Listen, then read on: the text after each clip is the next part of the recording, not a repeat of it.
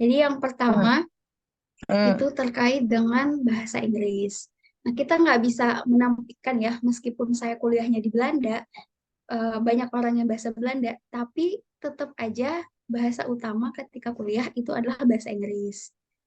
Jadi, jadi kayak bahasa Inggris itu semacam apa ya, starter awal kita lah gitu buat daftar beasiswa manapun.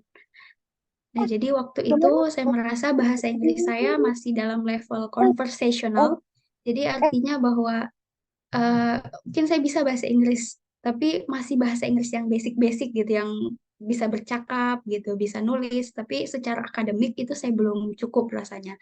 Sehingga saya mengambil courses courses English seperti itu. Nah, kalau untuk ke luar negeri sendiri nih teman-teman, untuk tes bahasa Inggrisnya itu eh, yang diakui secara global ya, itu ada dua ini, tes IELTS dan TOEFL IBT. Ada juga sih yang bisa pakai ITP, cuma itu beberapa yang saya cek adalah yang di kawasan Asia. Itu masih menerima TOEFL ITP. Dan mungkin teman-teman yang berniat untuk S2 di dalam negeri juga bisa pakai TOEFL ITP. Kemudian yang kedua, ini rumus yang kedua ini adalah ikut webinar beasiswa. Nah, bagus nih rekan-rekan dari NA itu sudah mengadakan webinar beasiswa seperti ini. Dan juga sebenarnya sudah banyak ya beasiswa apa webinar-webinar gratis di luar sana yang mana tujuannya itu untuk sharing terkait info, kemudian eh, teknik-teknik cara lulus beasiswa seperti itu. Nah, tujuannya ikut webinar itu apa sih? Nah, sebenarnya kalau ikut webinar itu jangan sampai kita hanya kayak apa ya, bertermotivasi aja. Jangan jangan hanya sampai situ gitu. Harapannya setelah kita ikut beasiswa, kita ikut webinar beasiswa, kita juga bisa punya gambaran. Oh iya, ternyata beasiswa LPDP itu eh, apa model-model sistem seleksinya tuh kayak gimana sih? Model-model awardee yang diterima itu kayak gimana sih? Begitu juga dengan beasiswa AAS misalnya. Jadi ada tiap beasiswa itu punya pola masing-masing. Nah, itu yang pengen kita gali dari setiap webinar-webinar itu. Jadi harapannya ketika ikut webinar seperti ini, teman-teman bisa lihat, oh iya, kalau ikut seleksi LPDP itu harusnya seperti ini ya gitu. Ada pokoknya tiap penyelenggara beasiswa tuh ada kriteria-kriteria awardee-nya gitu. Itu yang ya, kita harapkan bisa tahu gitu. Kemudian yang ketiga ini paling penting sih menurut aku, menurut saya, karena yaitu networking dengan awardee. Karena saya merasa bahwa saya berangkat ke sini itu karena bantuan banyaknya teman-teman saya, dosen-dosen saya, kakak tingkat saya itu banyak sekali membantu saya selama proses apply beasiswa. Nah, misalnya kita punya kenalan nih, misalnya kakak tingkat kita pernah dapat beasiswa yang sama gitu, terus kita pengen apply. Enak tuh kita minta tolong untuk proofread essay ataupun diskusi-diskusi khusus gitu. Bisa tanya-tanya terkait apa seperti itu. Jadi kita bisa lebih termotivasi juga bisa mendapatkan info yang lebih banyak seperti itu. Nah, kemudian ini timeline beasiswa, timeline proses eh, mendaftar beasiswa hingga ini ya, hingga diterima. Ini kalau teman-teman lihat sangat lama ya jaraknya, ada kurang lebih 2 tahun persiapan saya. Jadi eh, yang pertama itu saya mulai persiapan di bulan Mei sampai Oktober 2021. Itu mengikuti IELTS online courses. Karena saat itu saya belum tahu ternyata ada MSPP gitu. Jadi saya nggak kepikiran ada program luar biasa seperti MSPP itu yang bisa membiayai full kita belajar, kemudian juga membiayai tes tes IELTS official kita secara gratis itu betul-betul luar biasa menurut saya. Jadi saya belum tahu waktu itu ada MSPP. Jadi waktu itu saya ngambilnya IELTS course online semua gitu selama kurang lebih 5 bulan.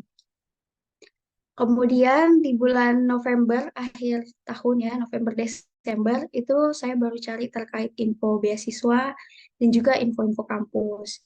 Nah, karena kita tahu bahwa beasiswa itu ada banyak ya teman-teman, dan syaratnya itu juga banyak ya. Jadi tiap-tiap beasiswa itu punya syarat masing-masing, eh, punya kriteria masing-masing. Jadinya itu yang mungkin teman-teman perlu cek satu-satu gitu. Kalau misalnya ada beasiswa yang ingin didaftar dan berkas ya misalnya untuk daftar beasiswa itu biasanya ada tiga nih yang paling urgent. Yang pertama itu adalah sertifikat bahasa Inggris. Nah, kalau kita sudah punya sertifikat bahasa Inggris, insya Allah itu selanjutnya aman lah gitu. Karena yang kedua itu adalah motivation letter. Nah, apa sih motivation letter itu nanti akan dijelaskan lebih lanjut oleh Kanani ya. Terkait motivation letter, intinya kita secara individu itu eh, kita tahu kenapa sih kita mau lanjut di negara tersebut, di kampus tersebut dan jurusan itu gitu. Karena kalau kita daftar beasiswa apapun, nanti hal-hal itulah yang akan ditanyakan gitu. Terus yang ketiga nih adalah rekomendasi. Nah, kalau di LPDP sendiri biasanya bisa minta rekomendasi dari dosen waktu kita S1 ataupun mungkin dari pimpinan-pimpinan ortom ya. Misalnya bisa nih dari pimpinan-pimpinan tokoh-tokoh agama itu boleh, tokoh atau tokoh-tokoh masyarakat itu bisa. Itu tiga berkas itu menurut saya penting sekali ya teman-teman untuk bisa dipersiapkan dari sekarang lah gitu. Meskipun mungkin beasiswanya belum kelihatan hilalnya ya, pengen yang mana masih bingung. Itu at least sudah bisa dicicil sedikit demi sedikit. Kemudian di bulan Januari sampai Juli 2022 itu proses daftar beasiswanya. Ya kurang lebih saya daftar apa ya? Ada 7 beasiswa yang saya daftar. Ada yang pertama itu di awal tahun saya pernah daftar beasiswa Turki. Kemudian juga beasiswa Australia Awards. Ada beasiswa Holland Scholarship dari pemerintah Belanda. Ada Twente, ada Romania. Pokoknya banyak lah teman-teman sebelum dapat LPDP. Artinya bahwa eh, proses ikhtiarnya itu harus banyak gitu. Kalau kita ingin diterima satu, at least kita apply 10 gitu. Jadi memaksimalkan proses proses pendaftaran sehingga ketika waktunya pengumuman itu kita tinggal nuai dikit-dikit gitu. Entah itu ditolak, entah itu diterima, at least kita sudah ikhtiarnya itu sudah maksimal gitu. Nah, kalau kita cuma daftar satu, kita cuma daftar dua, kan yang ditunggu cuma dikit ya.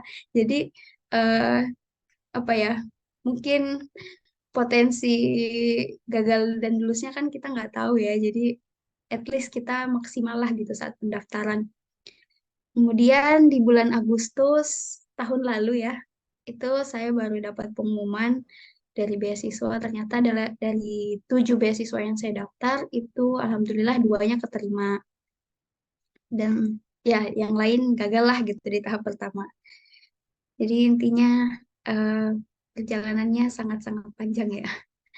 Nah, kemudian eh, berselang 1 tahun kemudian, nah itu persiapan untuk ke Belandanya sendiri itu cukup panjang ya. Jadi nggak serta-merta kita lolos beasiswa terus tiba-tiba berangkat. Mungkin ada yang seperti itu.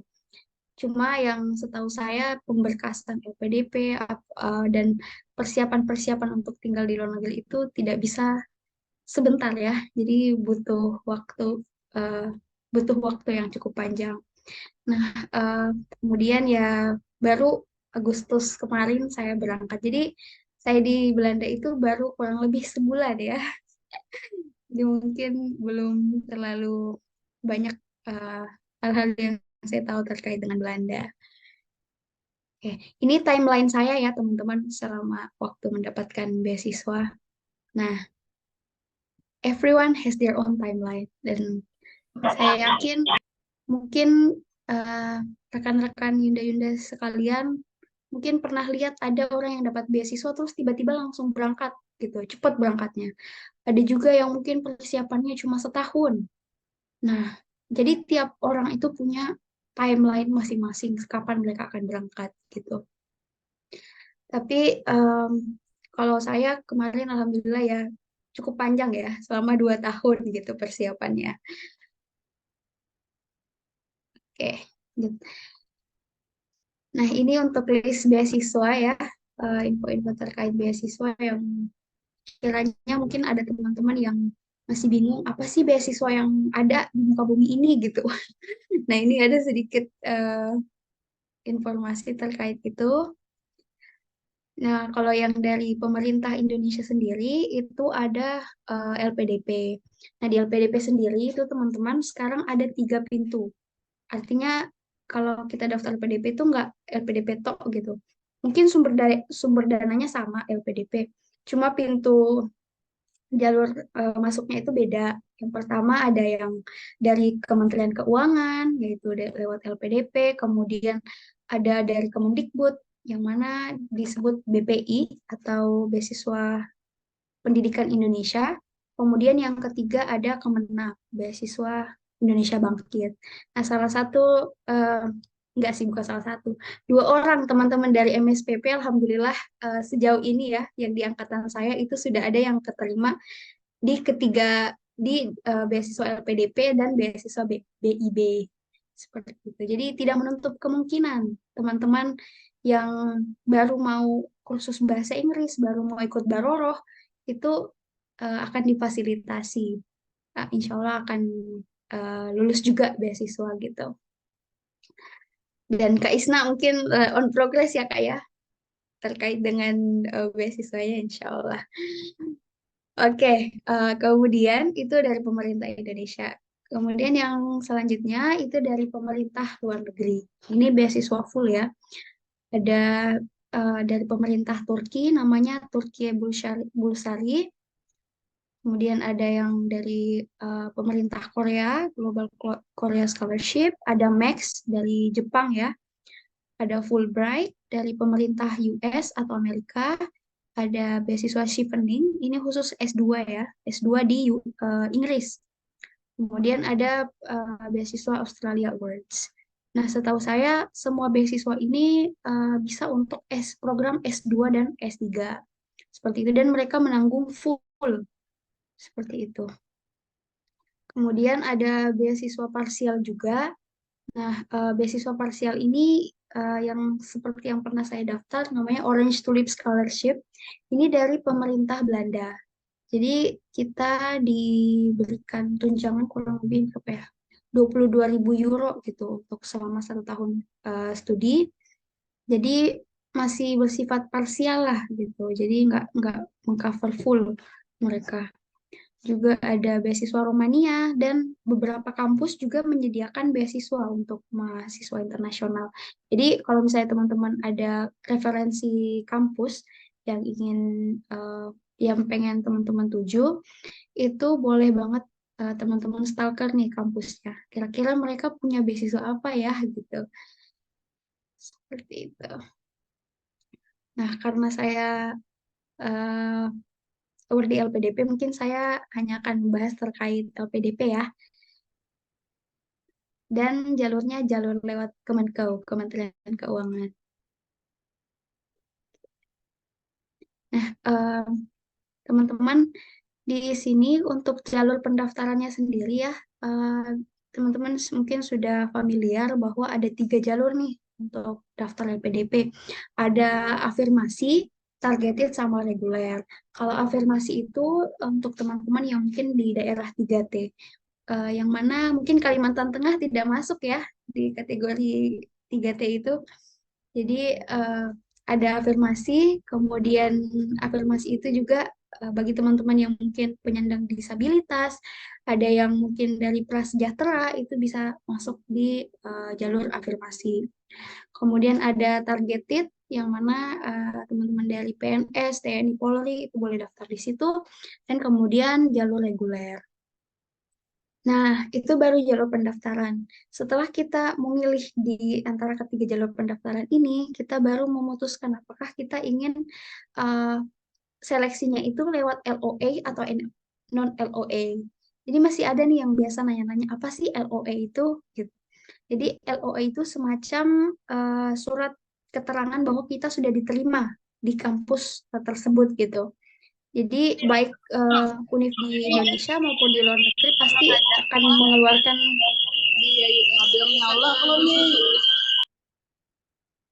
akan mengeluarkan surat tersebut kalau misalnya kita sudah ini ya sudah diterima secara full gitu di sana, tidak ada kendala lagi seperti itu.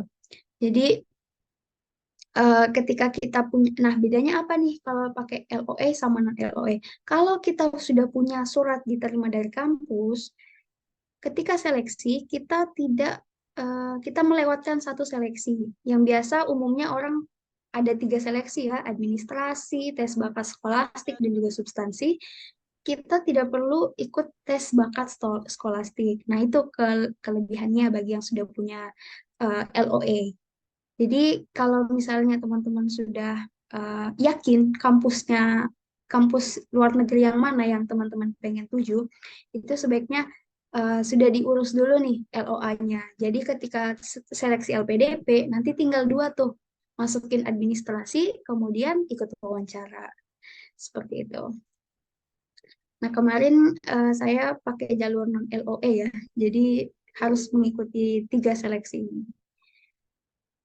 Nah, terus teman-teman mungkin bertanya kira-kira kapan sih pendaftaran LPDP? Nah, tiap tahunnya, tiap tahun sih, kayak udah beberapa tahun ini, itu mereka sudah buka dua kali pendaftaran setiap tahun. Nah, misalnya teman-teman ikut Baroroh nih sekarang, berapa sih ini? September ya. Nah, September ikut Baroroh, kemudian sampai akhir tahun, 3 bulan ya. Nah, mungkin di Januari Februari itu sudah buka beasiswa LPDP yang mana mungkin teman-teman tertarik langsung daftar, itu silahkan gitu. Yang penting IELTS-nya kena 6,5 ya minimal kalau untuk S2. Gitu. Terus untuk komponen beasiswanya sendiri itu lengkap ya teman-teman. Ada biaya pendidikan, kemudian visa, transport, biaya hidup. Pokoknya insya Allah tentram lah gitu kalau misalnya daftar beasiswa. Tapi saya kasih catatan sedikit nih di sini. Eh, Meskipun LPDP full covered ya, kita tidak bisa menampik bahwa kita juga perlu kayak semacam eh, dana simpanan gitu untuk mempersiapkan beasiswa ini. Seperti misalnya eh, untuk biaya-biaya administrasi kayak pendaftaran kampus, biaya paspor, visa, terjemahkan dokumen itu kita perlu dana pribadi dulu gitu. Karena nanti untuk pendaftaran kampusnya sistem LPDP itu reimburse. Begitupun dengan biaya visa gitu. Jadi setidaknya kita punya duit cadangan dulu gitu. Seperti itu. Nah, kemudian untuk esainya sendiri, jadi ini yang poin krusial seperti yang disebutin sama Yunda Isna tadi, itu bahwa esai LPDP ini cukup tricky ya. Jadi kenapa tricky? Karena poin-poin yang di esai itulah yang akan ditanyakan ketika wawancara. Yang mana saat wawancara itu yang digali itu sekitar daripada apa yang sudah kita tuliskan waktu di seleksi administrasi gitu. Jadi setidaknya saat kita menyusun esai LPDP itu kita sudah benar-benar yakin dengan apa yang kita tuliskan. Nah, karena waktu pendaftaran LPDP masih panjang nih, Yunda-Yunda sekalian dari NA itu mungkin bisa bikin apa ya tim mentoring kali ya buat saling belajar terkait dengan gimana sih cara menyusun esai LPDP karena pada webinar ini kayaknya nggak bisa kalau kita jabarkan secara detail ya Kak, terkait dengan esainya. Nah, di sini saya kasih gambaran umumnya aja. Kalau di esainya itu ada dua jenis. Yang pertama ada namanya esai penilaian diri. Nah, ini semacam refleksi lah terhadap diri kita, yang mana pertanyaan-pertanyaannya terkait dengan kelebihan kita apa, kelemahan kita apa, kemudian misalnya apa sih pengalaman yang paling membanggakan kita gitu, yang paling kurang membanggakan. Jadi itu bisa mungkin bisa di list-list dari sekarang, apa-apa saja sih yang kiranya itu kelebihan saya yang mungkin bisa apa ya, bisa menjual saat nanti seleksi beasiswa gitu. Kemudian ada essay kontribusi ya. Nah, ini penting juga ya karena inilah bahan wawancara buat nanya-nanya kita ketika interview. Nah, isinya apa aja? Isinya itu sekitar terkait dengan perkenalan diri, kemudian yang paling penting itu adalah eh, mungkin bisa dipikirkan dari sekarang, kira-kira masalah apa sih yang ada di lingkungan kita, itu yang bisa kita angkat ke dalam essay. Yang mana ketika kita eh, lanjut S2, kita ingin berkontribusi untuk menyelesaikan masalah tersebut. Seperti itu. Jadi masalah ini tidak harus masalah yang gede-gede banget ya, yang kayak masalah em, nggak harus yang kayak gede, porsinya tuh gede banget gitu, nggak harus gitu. Meskipun cuma dalam lingkup ruang kerja kita, misalnya dalam lingkungan kerja kita ataupun di sekolah kita itu bisa dimasukkan di dalam masalah di SELPDP ini. Setidaknya ketika kita menyusun eh, planning untuk kontribusinya itu kelihatan realistis lah gitu. Jadi benar-benar kita bisa lah gitu buat mewujudkan apa yang kita inginkan gitu. Jadi ini poin-poin yang cukup tricky ya di essay kontribusi ini. Mungkin nanti Kak Isna di PWNA-nya bisa dibentuk tim mentoring. Saya dengar kemarin akan itu ya, akan ada tim untuk bahas terkait dengan essay LPDP ini atau motivation letter Mbak Fitri nanti salah gitu. satu coachnya ya. Siap-siap. Oke, itu ya teman-teman untuk SLPDP. Kemudian kemarin dipesankan ya sama Yunda Isna juga gimana sih living as a student gitu di negara Belanda gitu. Tapi saya coret singlenya karena sama aja kali ya, single dan married di negara Eropa ya sama-sama mahal gitu. Tinggal di sini. Oke, ya teman-teman. Karena mungkin saya baru sebulan ya di sini, jadi saya sharing yang kiranya itu saya tahu dan saya sudah alami sendiri gitu ya selama berkuliah di sini. Baik, nah ini kampus saya ya, Utrecht University di Belanda. Mungkin saya tanya teman-teman, kira-kira kalau dengar Belanda, di pikirannya yang pertama kali itu apa sih? Ada mungkin yang teman-teman Yunda-Yunda sekalian yang ingin bicara?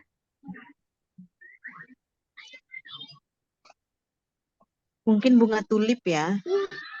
Oke, betul, bunga tulip Ibu Siti Anisha. Karena memang tulip sangat-sangat terkenal ya. Jadi betul-betul Belanda identik dengan tulip. Tapi ketika nyampe sini saya juga nyari tulip tuh. Ada nggak ya tulip di sini? Ternyata cuma ada di bulan Maret sama April. Apa April apa Mei ya? Jadi belum kelihatan tulipnya sampai sekarang. Seperti itu. Ada lagi teman-teman lain?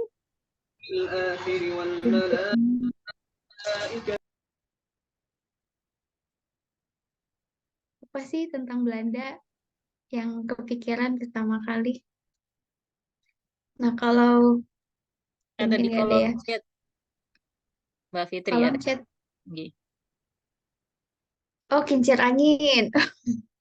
Saya Keju. dapat Oh ya pesanan tuh betul. VOC, ada yang ini VOC katanya. Jadi saya ketik. Oke, siap. VOC juga. Oke.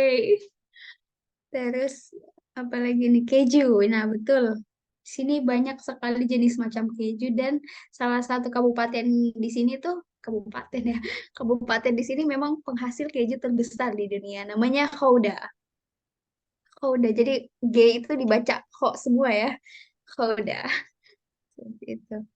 Nah, selama sebulan di sini saya sudah mengalami yang ada di sini ya. Jadi ketika terpikir tentang Belanda, itu yang paling pertama adalah sepeda. Jadi kemana-mana kita betul-betul naik sepeda. Saya pikir itu sepedanya yang kayak, oh mungkin kayak di Pare lah gitu. Ada yang naik sepeda, ada juga yang motoran, mobil. Ternyata pesepeda di sini betul-betul sangat banyak. Kalau di Indonesia kita kayak motor lah gitu istilahnya.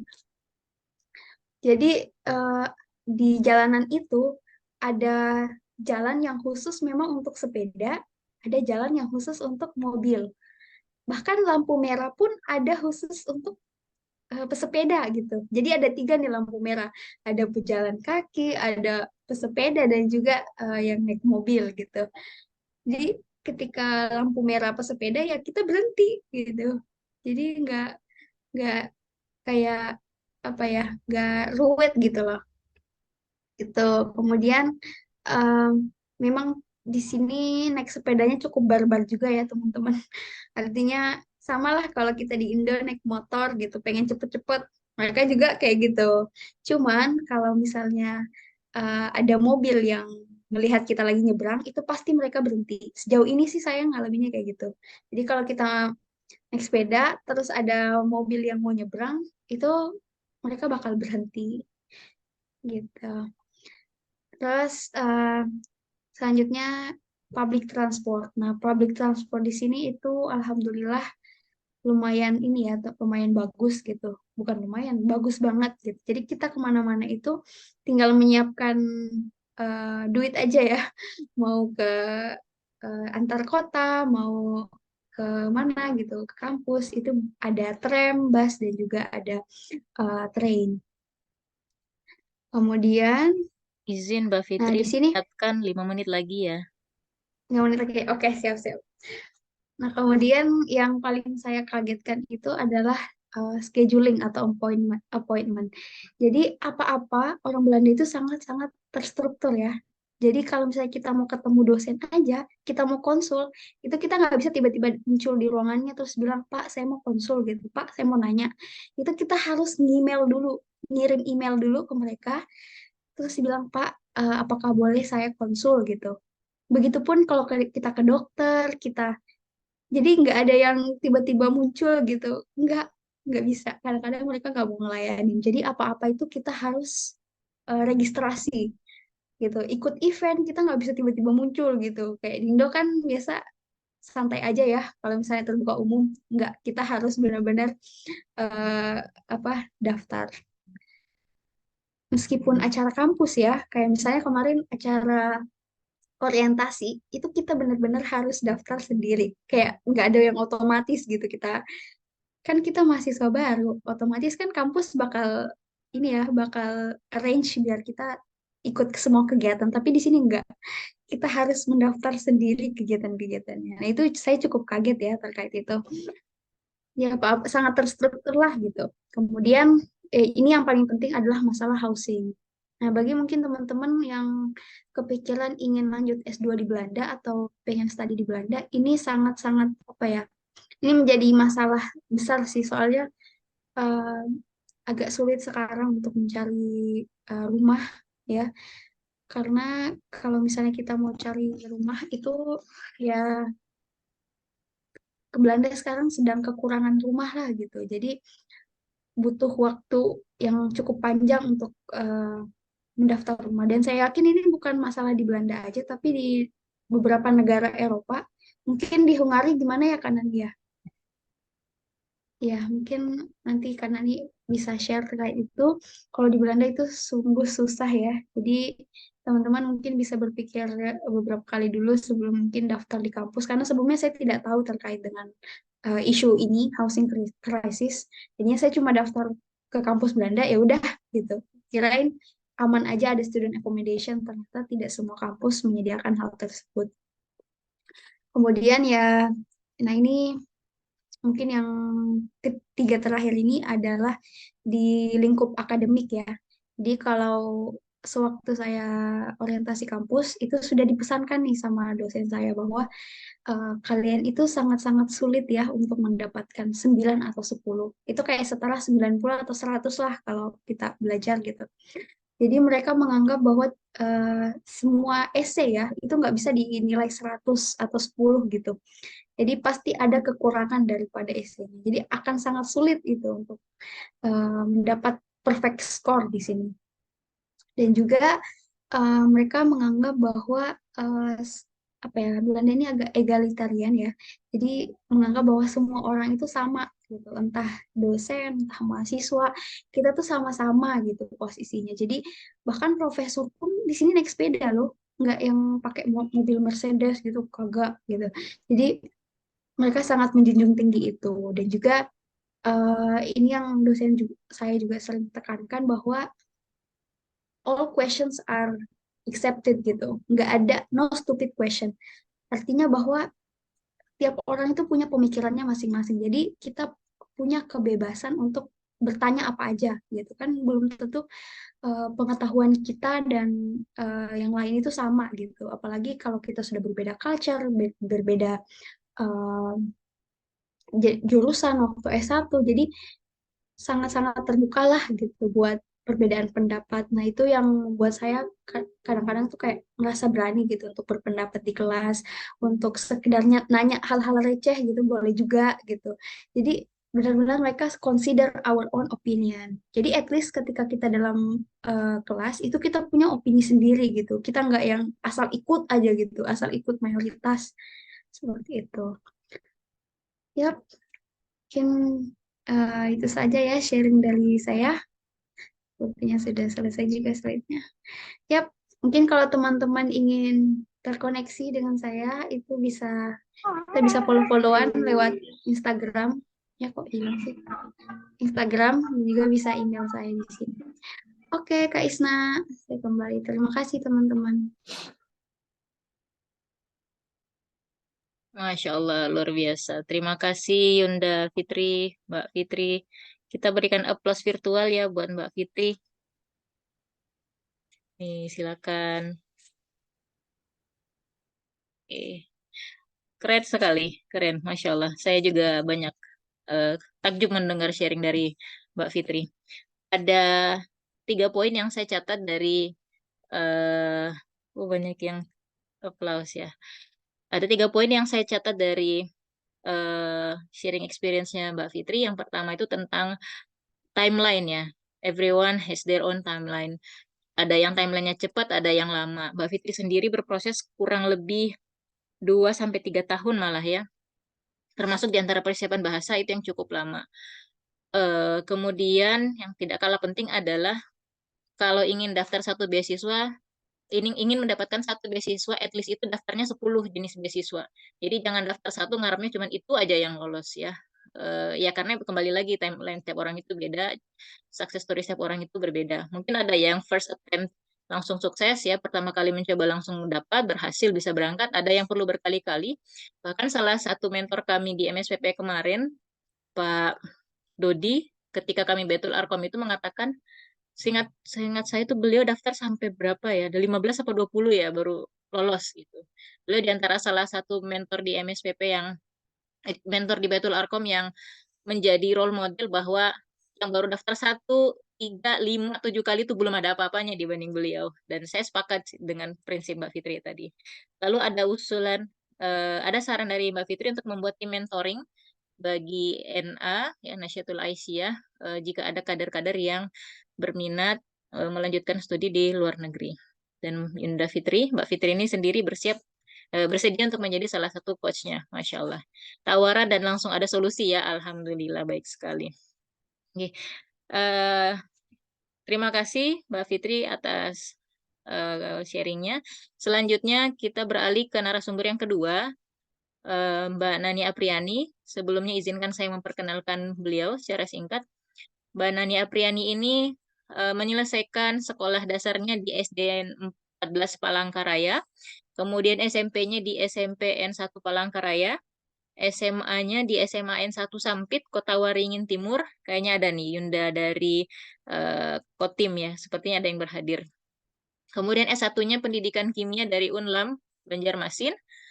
S2-nya Ilmu Kimia dari UGM Yogyakarta. Dan sekarang ini menempuh S3 di eh, Semmelweis University. Jurusannya adalah Pharmaceutical Sciences. Jadi Doctoral School of Pharmaceutical Sciences di Semmelweis University Hungary. Budapest ya, di ibu kotanya langsung nih. Baik, tanpa perlu berpanjang kata. Oh, ada yang dari Sampit nih, Yunda Idun Rahimah. Masya Allah. Terima kasih sudah bergabung, Yun. Ya, tanpa perlu berpanjang kata, silakan saya memberikan kesempatan kepada Mbak Nani Apriani. Durasinya sama, G, 30 menit. Saya persilakan, Mbak. Iya, terima kasih Mbak Isna. Ini saya setel alarm dulu ya. Timernya 30 menit. Nanti saya remind, Mbak. Oke. Oke, baik. Wassalamualaikum warahmatullahi wabarakatuh. Sebelumnya saya sebenarnya mau sapa teman-teman dulu. Ini melalui forum ini yang difasilitasi PWNA bisa ketemu di layar sama teman-teman di UMPR Palangkaraya.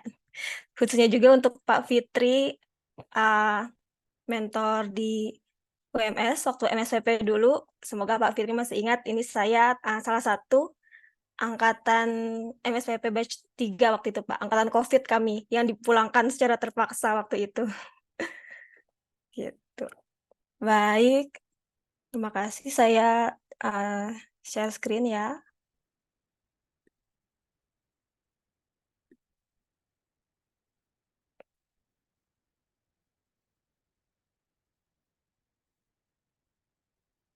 Oke.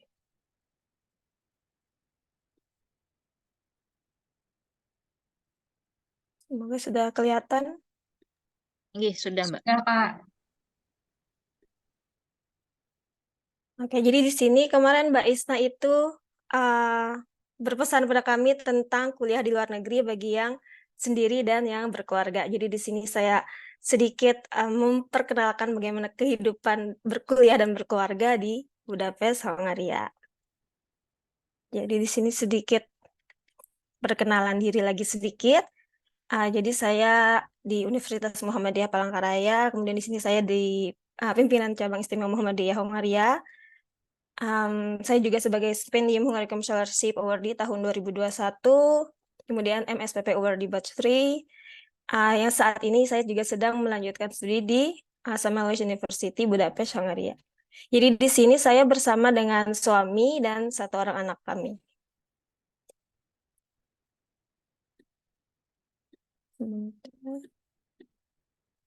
Oke, jadi ini persiapan umum dulu. Jadi nanti kita akan menyempit ke bawah-bawahnya. Jadi secara umum dulu, di sini ada 4 hal yang ingin saya bahas. Yang pertama kita mulai dari bahasa, kemudian nanti kita bahas tentang research interest-nya, kemudian tentang update beasiswa dan prioritasnya.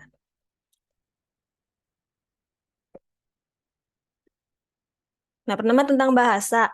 Jadi seperti teman-teman ketahui pasti ya, bisa dikatakan bahwa bahasa itu syarat utama atau kunci utama untuk kita dapat kuliah di luar negeri atau mendapatkan beasiswa. Jadi yang pertama yang harus kita ketahui dulu persyaratan kampus dan beasiswanya itu. Jadi untuk bahasa sendiri itu kan tesnya ada macam-macam. Ada yang IELTS, ada yang TOEFL, dan TOEFL sendiri pun juga ada macam-macam. Nah, itu juga kita harus kenali dulu, kemudian juga kita harus tahu skornya yang diminta itu berapa. Terus juga kita harus sesuaikan antara waktu tes dan waktu pengumuman hasilnya. Jangan sampai bentrok gitu antara deadline pendaftaran, beasiswanya, dan waktu pengumuman hasil kita nanti. Kemudian ini untuk yang ketiga, salah satunya kita bisa dengan ikuti pelatihan, salah satunya ini dengan program MSPP ini. Ataupun kita juga bisa coba belajar mandiri, karena sekarang sudah banyak banget channel-channel di YouTube ataupun di website di internet itu, seperti ini contohnya, ini contoh saja, karena sebenarnya banyak banget.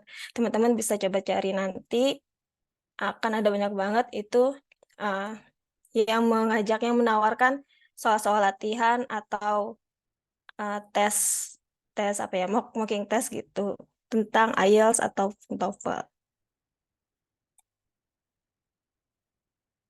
Kemudian di sini tentang research interest, khususnya untuk yang S3 ya, biasanya itu akan dilihat nanti keselarasan antara proposal kita, MOTLET itu motivation letter, dan CV kita. Jadi ini termasuk juga hal yang harus kita siapkan dari jauh-jauh hari. Kemudian juga kita harus mempertimbangkan kesesuaian riset interest kita dengan calon supervisor nanti. Apakah kita bisa fleksibel, artinya kita bisa mengikuti alur riset interestnya supervisor kita nanti, atau kita termasuk yang saklek harus sesuai dengan kita gitu. Itu nanti kita bisa kembali ke diri kita masing-masing. Karena nanti tidak menutup kemungkinan ketika kita pencarian supervisor itu ada supervisor yang memang research interest-nya sama persis sama kita, ada juga yang mendekati dengan kita, ada juga yang beda sama sekali gitu. Jadi nanti itu. Nah ini yang ketiga ini tentang update beasiswa. Jadi seperti yang disampaikan Mbak Fitri tadi, saya setuju banget kita harus tetap berada di circle yang satu frekuensi. Jadi kita bisa ikuti komunitas Scholarship Hunter, kita bisa ikut di WA group, di IG atau di Telegram. Di situ banyak banget kalau teman-teman cari, ketik aja Scholarship Hunter atau pencari beasiswa. Kemudian kita juga bisa update info beasiswa, baik itu di YouTube, di seminar, ataupun di webinar. Itu banyak banget sebenarnya. Kemudian juga yang penting juga kita bisa kontak Awardee dan pelajari buku panduan beasiswanya.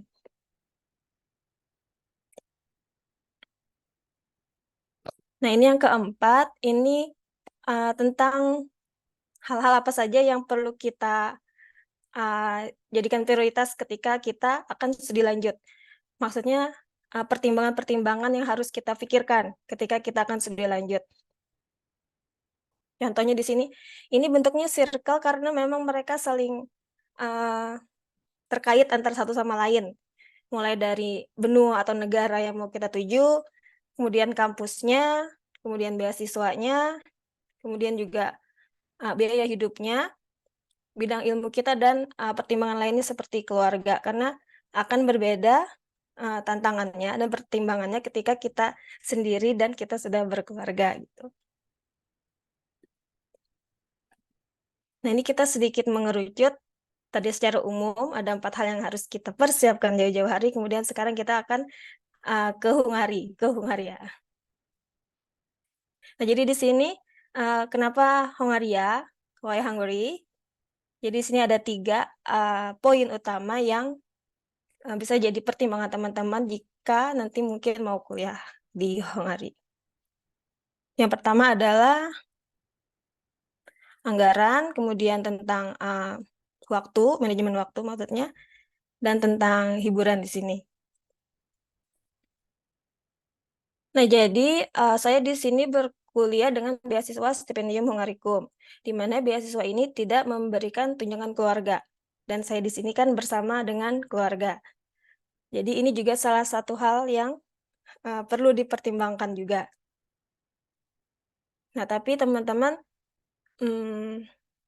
tidak perlu khawatir juga karena biaya hidup di Hungari ini termasuk yang murah dibandingkan dengan negara-negara Eropa lainnya.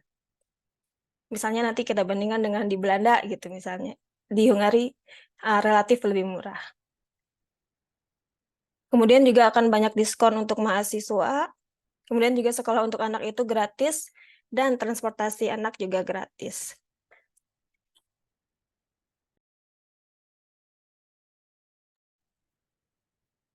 Kemudian ini untuk transportasi, karena biayanya tadi relatif murah ya, untuk transportasi ini khususnya untuk mahasiswa kita banyak sekali diuntungkan, karena kita akan mendapat diskon itu lebih dari 50% dalam sebulan. Misalnya kita beli tiket bulanan itu selama 1 bulan, kita akan dapat diskon lebih dari 50%.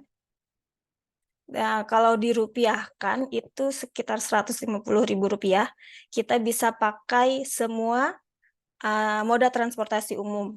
Dan di sini seperti disampaikan Mbak Fitri tadi, sepertinya sama di negara-negara Eropa juga, transportasi umum di sini sangat mudah dan terintegrasi. Jadi insya Allah kita nggak kesulitan lah, biarpun kita tidak punya kendaraan pribadi. Kemudian untuk anak juga di sini gratis sampai usianya 14 tahun. Kemudian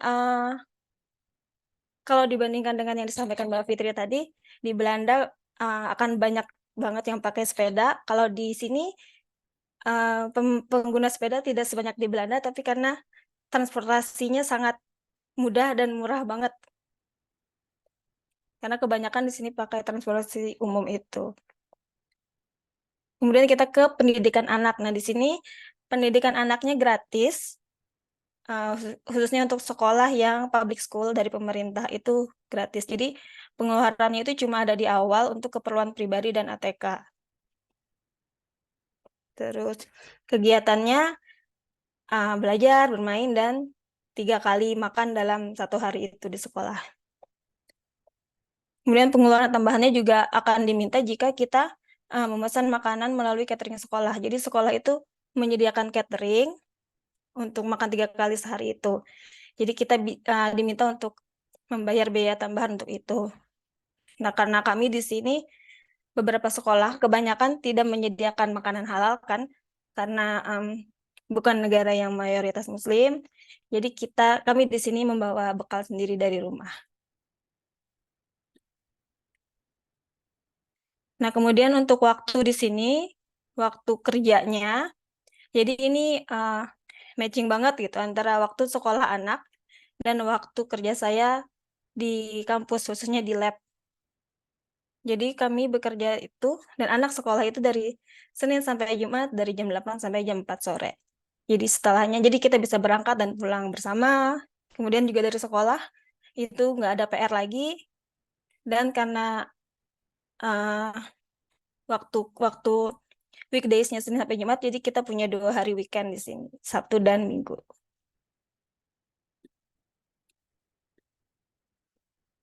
Nah, untuk hiburan di sini ini khususnya untuk anak sih ya, karena termasuk salah satu hal yang perlu kami pertimbangkan juga. Jadi untungnya di sini tersedia banyak sekali taman kota dan taman bermain yang gratis. Dan itu mainannya tuh bukan mainan asal-asal gitu. Insya Allah selama ini yang kami perhatikan mereka membuat permainannya itu aman untuk anak-anak. Juga di sini waktu libur khususnya untuk anak sekolah, ketika summer mereka punya summer break yang panjang sekitar 3 bulan. Kemudian di setiap musim juga mereka akan ada libur 1-2 minggu. Nah, ini sedikit kehidupan di Budapest, Hungari. Jadi kita bisa katakan lingkungan di sini aman. Ini contohnya saja ketika berangkat subuh dan pulang tengah malam. Ini ketika suami tarawih atau subuh di masjid, itu harus berangkat subuh dan pulang malam, apalagi ketika subuhnya sekitar jam 2 atau tarawihnya selesai jam 11 atau jam 12 malam, itu jalan kaki di sini relatif aman di jam-jam tersebut. Kemudian juga ramah pejalan kaki. Kemudian juga anak-anak di sini diprioritaskan. Nah, ini juga tersedia peluang kerja part-time, khususnya bagi teman-teman yang sudah berkeluarga misalnya, kemudian membawa pasangan ke sini. Nah, itu banyak kok teman-teman Indonesia di sini yang kerja part-time. Kemudian di sini tentang culture shock, kurang lebih sama seperti yang disampaikan Mbak Fitri tadi. Kemudian tentang kehidupan Islam di Hongaria, di sini alhamdulillah juga ada masjid dan tersedia banyak produk halal, jadi kita nggak perlu khawatir. Nah, untuk komunitas di sini juga kita ada PPI, Persatuan Pelajar Indonesia, kemudian kita ada grup muslimahnya juga, dan ada PCM Hongaria, yang alhamdulillah sampai saat ini kita masih aktif gitu. Dan ini salah satu program yang insya Allah akan rutin dilaksanakan. Saat ini sudah berjalan 2 tahun. Jadi kita ada program pendampingan untuk mendaftar beasiswa Studium Hungarikum ini. Nah, untuk tahun ini memang belum ada belum ada pembahasan lebih lanjut dulu, tapi mungkin teman-teman nanti bisa pantau di Instagram kami. Nah, sekarang kita mengerucut lagi ke bawah. Sini tentang beasiswanya, beasiswa Stipendium Hungarikum.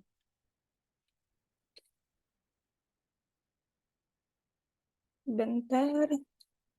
Ya, masih 15 menit. Oke, yang pertama kita Hungary lagi. Ini sama sih seperti yang dibahas di awal tadi, cuma secara sedikit tambahannya di sini pendidikannya sudah menggunakan Bologna proses. Nah, ini pendidikannya sudah diakui di di secara internasional di Eropa sini. Kemudian biaya hidup dan lingkungan tadi sudah disampaikan bahwa terjangkau dan aman. Kemudian juga lokasinya yang berada di jantung Eropa. Jadi ini memudahkan mobilisasi kita jika misalnya kita akan mengikuti conference di negara-negara terdekat. Dan untuk ke negara-negara tetangga itu juga sangat mudah diakses dan terbilang terjangkau. Nah, kemudian ini tentang stipendium Hungarikumnya. Jadi ini adalah beasiswa penuh dari pemerintah Hongaria. Nah, ini dikelola oleh Tempus Public Foundation, nama pengelolanya. Kemudian untuk program ditujukan untuk teman-teman yang ingin lanjut di sini, untuk S1, S2, S3, dan program non-gelar. Kemudian untuk UR di Indonesia di sini ada kuota sebesar sebelumnya itu 100 orang, tapi mulai tahun 2023 kemarin kuotanya ditambah menjadi 110 orang. Nah, di sini ada yang namanya sending partner. Sending partner Indonesia ini adalah di Dikti Kemdikbud. Jadi beasiswa ini programnya itu adalah program beasiswa dari pemerintah Hongaria ini dengan negara-negara yang punya kerjasama dengan negara Hongaria. Salah satunya Indonesia. Makanya di sini mereka perlu standing partner yang di sini melalui Dikti. Nanti kita akan jelaskan peran dari Dikti ini. Nah, ini sekilas keuntungannya ketika teman-teman nanti mendaftar dan insya Allah misalnya lolos di sini. Jadi di sini bebas SPP. Untuk bachelor di sini ada yang 3-4 tahun. Kemudian untuk master itu biasanya 2 tahun. Untuk doktoral biasanya di sini 4 tahun. Kemudian nanti kita juga akan dapat biaya hidup bulanan sebesar ini. Dan untuk doktoral di sini untuk tahun pertama dan kedua sebesar 140.000 forin. HUF ini adalah Hungarian forin, nama mata uang di sini. Kemudian di tahun ketiga dan keempatnya setelah mahasiswa doktoral tersebut berhasil melalui kompleks exam, akan ditambah menjadi 180.000 forin. Satu forinnya itu untuk memudahkan perhitungan, kadang kami mengkonversikannya sama dengan 50 rupiah. Kemudian juga nanti teman-teman akan dapatkan subsidi akomodasi. Nah, untuk teman-teman yang nanti tinggalnya di dom kampus, tidak akan dapat subsidi ini. Tapi jika nanti kita tinggal di luar dom kampus, dalam artian kita menyewa flat atau apartemen, kita akan mendapatkan subsidi ini lagi. Dan khusus untuk yang berkeluarga, otomatis tidak diperbolehkan untuk tinggal di dom kampus. Jadi seperti saya bersama suami dan anak di sini, kami menyewa apartemen. Kemudian juga nanti kita akan mendapatkan asuransi kesehatan dan kita akan bebas dalam pengurusan biaya visa pelajar. Nah, di sini ada 2 hal yang tidak ditanggung, yaitu tiket perjalanan dan tunjangan keluarga tadi. Jadi bagi teman-teman khususnya yang sudah berkeluarga, ini perlu digarisbawahi banget bahwa tunjangan keluarga itu tidak ditanggung. Nah, ini persyaratan dokumen secara umum di nomor 1 sampai nomor 6 ini. Secara umum biasanya beasiswa manapun biasanya meminta ini. Online application form ini nanti ada di websitenya ketika kita mendaftar. Kemudian ini Motlet, nanti akan kita perkenalkan sedikit. Kemudian sertifikat bahasa Inggris, ini adalah kunci banget untuk daftar beasiswa.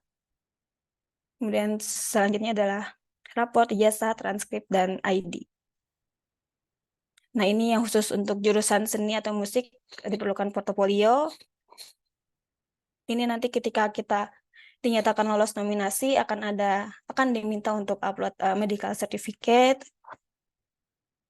Kemudian ini khusus yang doktor, ada 3 dokumen yang diminta, yaitu riset plan, surat rekomendasi, dan statement of supervisor. Ini jika disyaratkan oleh kampus. Yang riset plan ini rencana penelitian kita, kemudian surat rekomendasi ini rekomendasi dari biasanya orang yang mengenal kita, kemudian statement of supervisor ini semacam surat pernyataan dari calon supervisor yang menyatakan bahwa dia akan bersedia membimbing kita jika kita lolos beasiswa ini.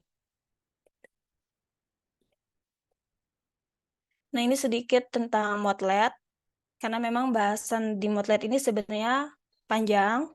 Jadi secara garis besar, secara intinya sebenarnya isi Motlet itu menjelaskan ini, bagian yang ini. Mengapa kamu adalah kandidat yang cocok untuk menerima beasiswa ini. Jadi di situ secara umum kita akan menjelaskan banyak hal. Nah, di beasiswa Stipending Hungarikum ini, mereka memberikan beberapa pertanyaan panduan yang bisa kita jawab nanti dan kita urai untuk membuat Motlet ini. Jadi misalnya di sini pertanyaannya seperti mengapa kamu memilih program ini? Kemudian kenapa kamu mau studi di Hungary?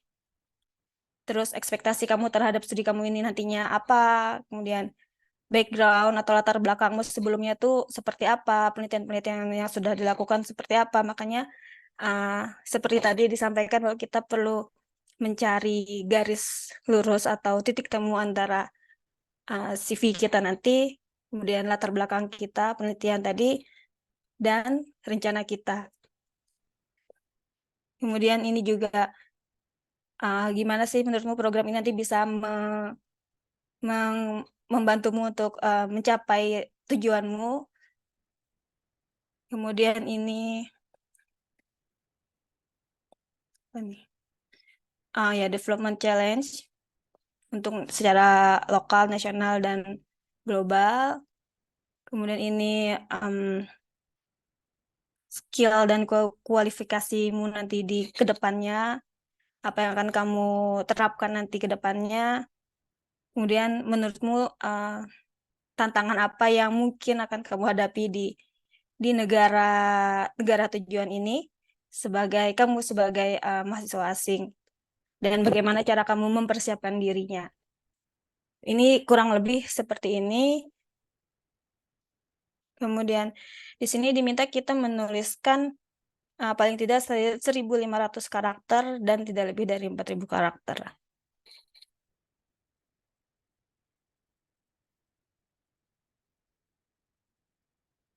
Nah, ini timeline-nya.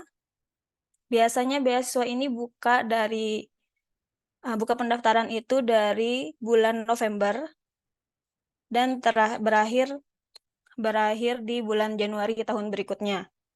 Jadi mulai Januari sampai akhir pengumumannya, sampai akhir nanti tibanya kita di Hungari itu sekitar bulan September. Jadi bisa dikatakan ini beasiswa yang 1 tahun begitu diumumkan kita bisa langsung berangkat gitu. Dan satu lagi juga, beasiswa ini satu garis lurus. Jadi maksudnya kita cukup mendaftar di satu website ini untuk mendaftar beasiswa dan mendaftar di kampus yang kita tuju. Karena beberapa seperti LPDP misalnya ya, atau beberapa beasiswa lain, biasanya kita harus punya kampus tujuan dulu, kita sudah dapat LOE tadi misalnya, baru kita mencari beasiswa yang mau menerima kita. Nah, kalau beasiswa ini kita satu kali daftar itu untuk mendaftar beasiswa dan daftar kampusnya sekaligus. 5 menit lagi nih. Jadi seleksinya di sini nanti ada seleksi administrasi dulu, berkas. Nah, di situ nanti perannya dari si sending partner, khususnya di sini adalah Dikti. Nah, di situ nanti jika kita memenuhi syarat yang dari Dikti itu, kita akan dinyatakan lolos nominasi di sini nanti. Ini adalah proses nominasi. Kemudian jika kita sudah dinyatakan lolos nominasi, kita akan mengikuti seleksi kampus. Ketika kita lolos seleksi kampus, baru kita tinggal menunggu pengumuman akhir dari pemberi beasiswanya. Jadi ini step by step-nya secara umum banget. Khususnya untuk yang doktoral, kita bisa mencari dulu calon supervisor. Di sini ada database-nya di doctory.hu. Jadi di sini ada daftar calon supervisor yang membuka lowongan untuk calon mahasiswanya. Kita bisa cari di situ, dan ini memang perlu waktu sebenarnya. Jadi memang persiapannya memang harus panjang juga. Kemudian setelah itu baru kita mendaftar online. Nah, kita kunjungi di websitenya ini, kemudian kita buat akun sebagai warga negara Indonesia, karena hubungannya ini kan kerjasama juga di negara-negara tertentu tadi. Jadi bisa jadi tiap negara itu berbeda prodi atau program yang ditawarkan. Kemudian kita isi formnya, kemudian kita upload dokumennya dan submit. Selesai. Terlihat simpel, padahal proses di belakang dan di baliknya cukup panjang. Nah, ini beberapa link pentingnya. Nah, ini sekilas pesan. Oke.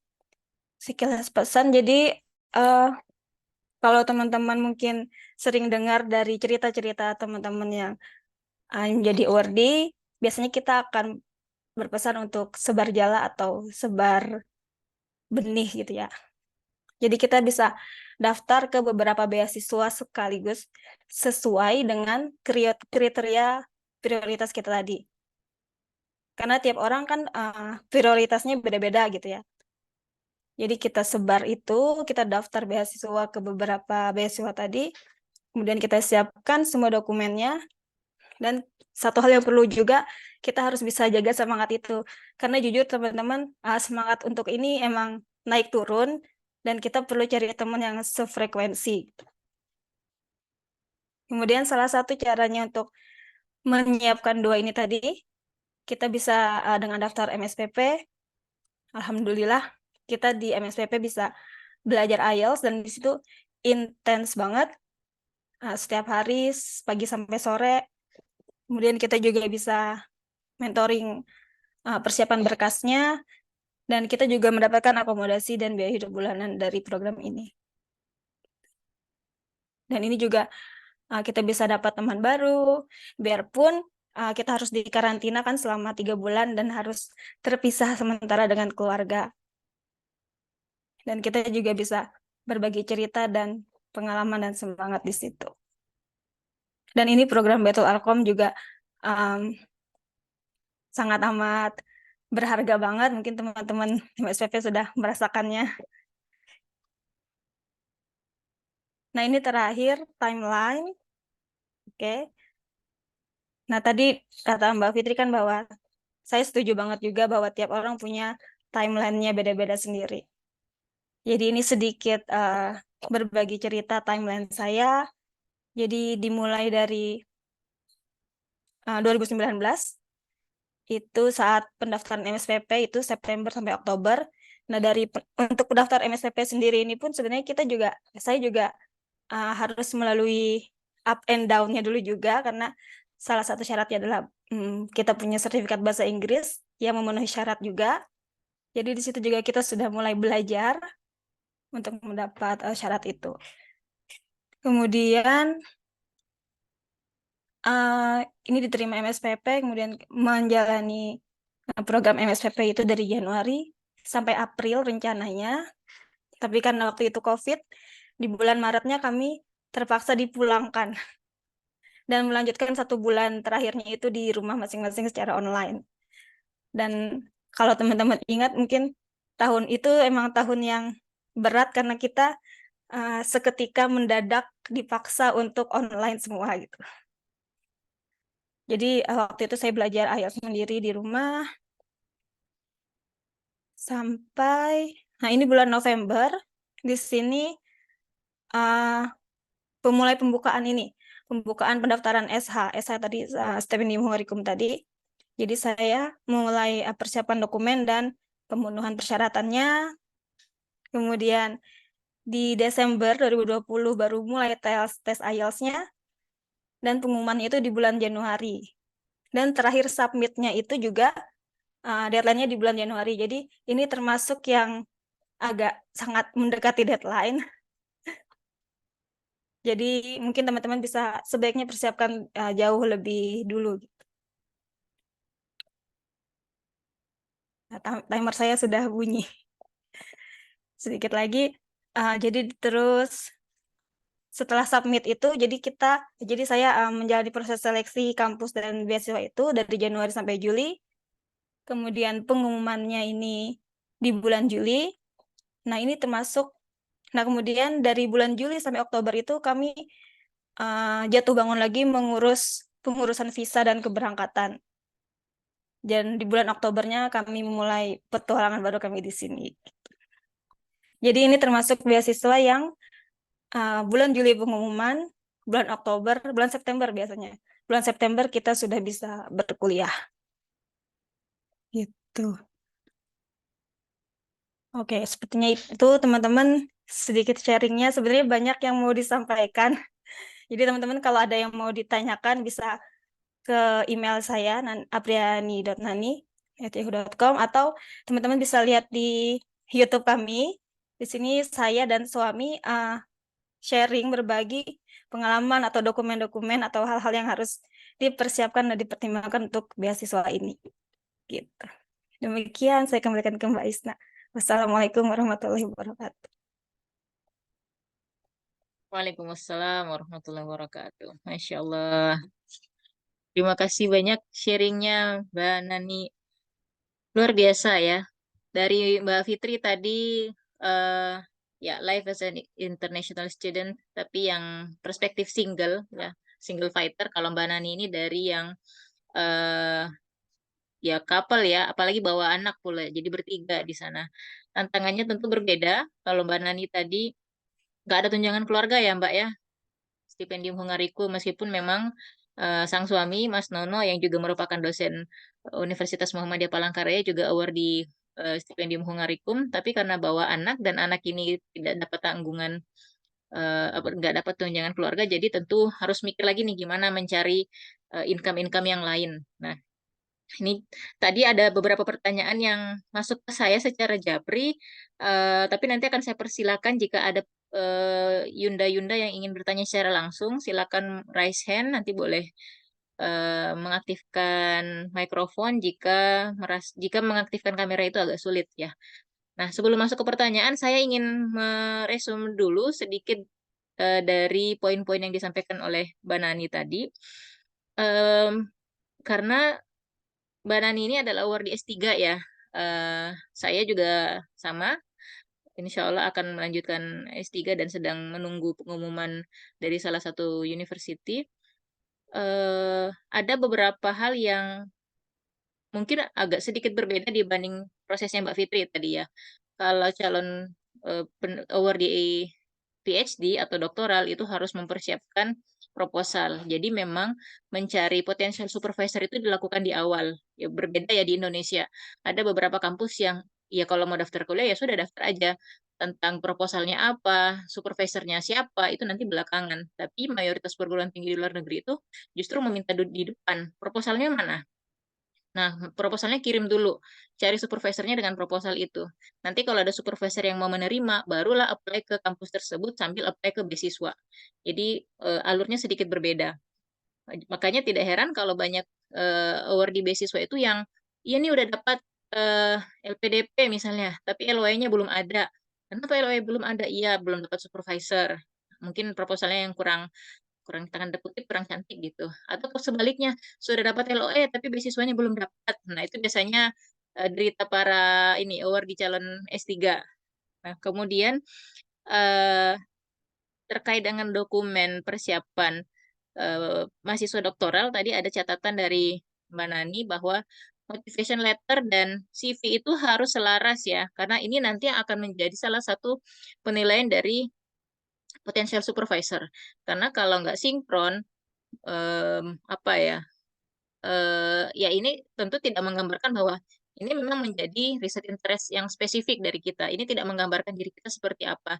Ya gimana supervisornya mau tertarik kalau kita sendiri aja tidak konsisten dalam menjelaskan diri kita siapa, minat kita studi apa, dan dalam hal apa nih nanti kita akan spesifik melakukan penelitian. Nah, lalu yang tidak kalah penting adalah perlu teman sefrekuensi ya. Ya kalau istilah anak muda sekarang tuh circle. Harus ada circle yang positif, yang saling mengingatkan. Ya, kalau saya istilahkan sih mungkin community based ya. Alhamdulillah kami para award di MSPP masih tergabung dalam grup alumni sampai sekarang. Tentu juga Mbak Nani punya grup angkatan. Bahkan kami ada grup khusus yang di dalamnya itu eh, banyak apa ya? Ada beberapa para pengurus Diktilitbang Pusat yang masih turut bergabung, yang masih sering memberikan kami wejangan, termasuk informasi beasiswa internasional seperti Pak Abraham Lincoln masih ada di grup tersebut, Pak Adam Malik, Pak Kunta Bidinika, Pak Amika Wardana, siapa lagi ya? Ada beberapa lah yang saya lupa. Tapi dengan adanya networking seperti ini, dengan adanya circle yang seperti ini tentu menjaga konsistensi kita tadi ya ketika menurun ya balik lagi ke niatnya, balik lagi ke nawaitunya dan ini yang membantu kami tetap on fire dalam mencari beasiswa. Apalagi saya nih masih berproses, belum menemukan hilal. Nah, baik. Eh, oh, satu hal lagi dari pesan Mbak Nani tadi dan juga saya catat hal yang sama dari Mbak Fitri, perlu selain mempersiapkan skill bahasa Inggris yang tidak kalah penting juga adalah siapkan dokumen yang sudah diterjemahkan. Ya, eh, kalau saran saya pribadi, saya malah dulu itu menyiapkan dokumen yang sudah diterjemahkan itu jauh sebelum MSPP. Jadi ketika dalam proses MSPP itu beberapa dokumen sudah dikirimkan, ya kan sebar jala ya. Tapi optimalisasinya memang setelah MSPP selesai. Nah, mentranslate dokumen ini sangat penting Yunda-Yunda sekalian karena akan memudahkan kita dalam proses registrasi nantinya.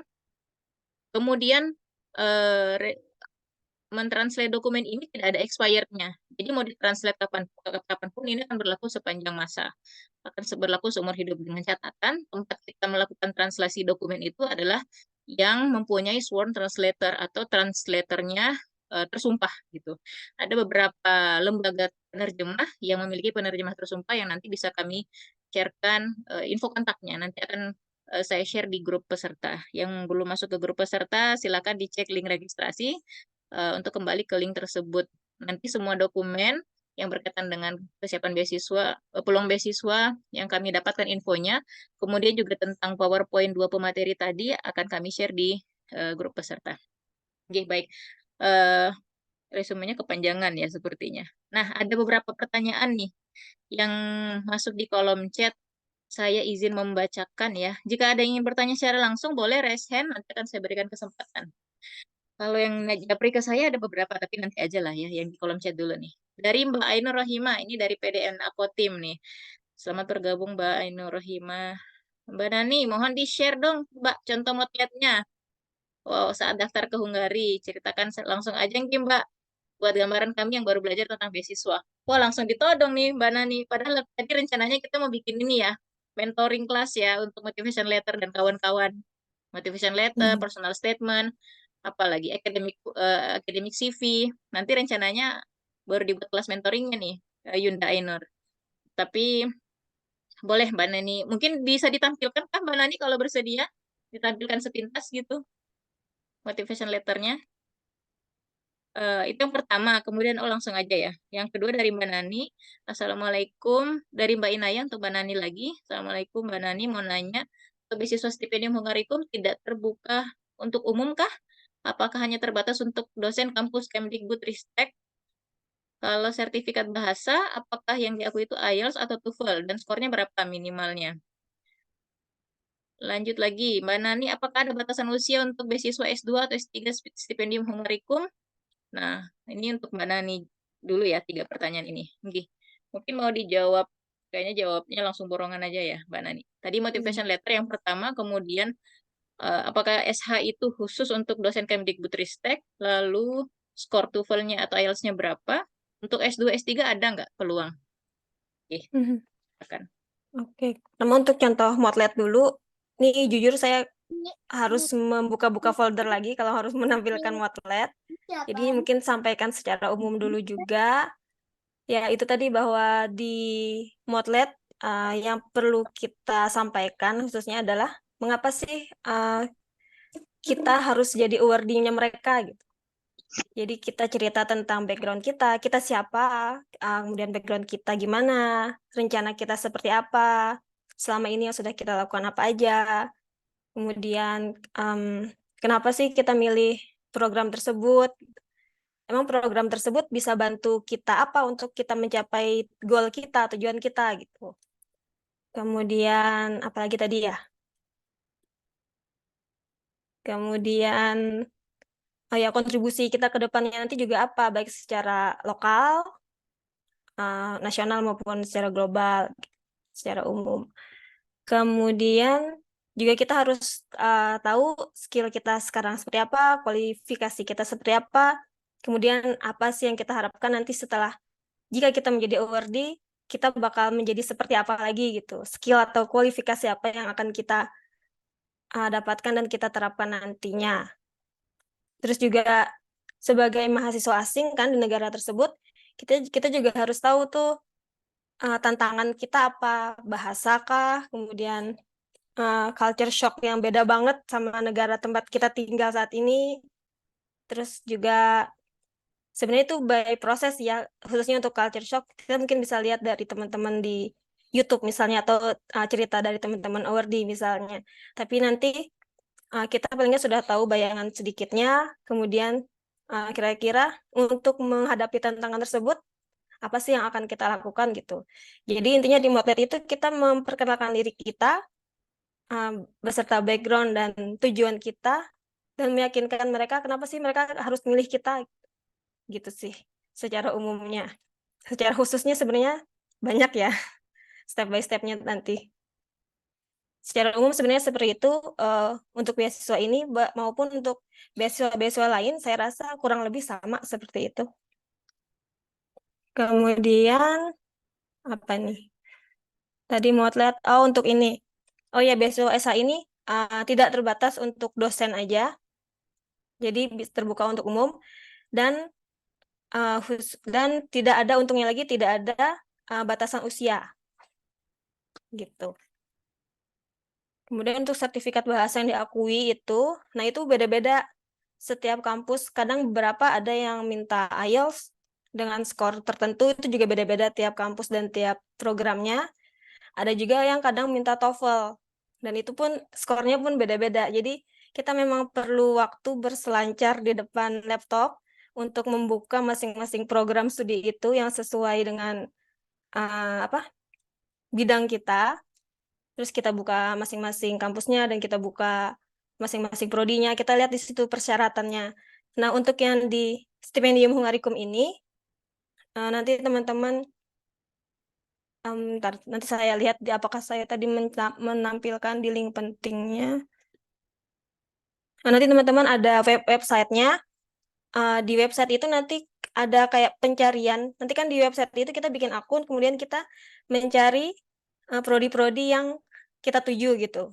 Nah, di situ nanti akan ditampilkan persyaratan-persyaratannya, termasuk di dalamnya skor-skor bahasa Inggris yang disyaratkan. Ini tadi, oke, tentang usia, tidak ada batasan usia. Kemudian ini saya baca untuk postdoktoral, sampai saat ini belum. belum ada info beasiswa untuk postdoc. Maksudnya saya yang belum dapat info beasiswa untuk postdoc karena saat ini sedang menghadapi yang di depan mata. Kemudian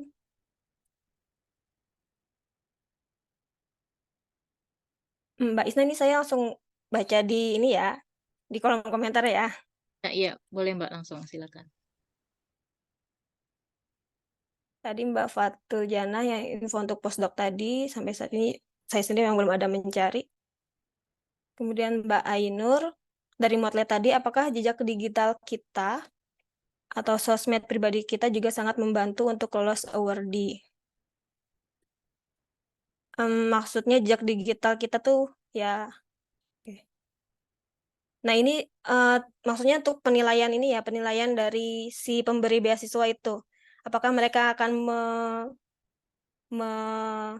nge-track jejak digital kita atau tidak, itu sebenarnya ya mereka tidak ada menyampaikan di situ dan kita juga kurang tahu. Tapi memang kalau teman-teman lihat saat ini, saya pernah dengar khusus ini sih untuk pencari kerja, katanya mereka memang melihat jejak digital kita.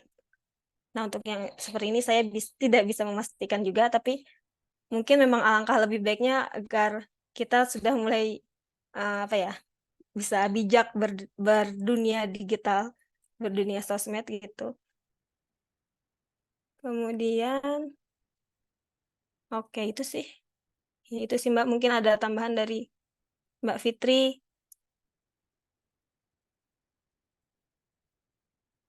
Khususnya kayaknya LPDP mungkin ya ada penelusuran jejak digital atau gimana, saya kurang tahu nih. Silakan saya Jejak kembalikan. digital ya.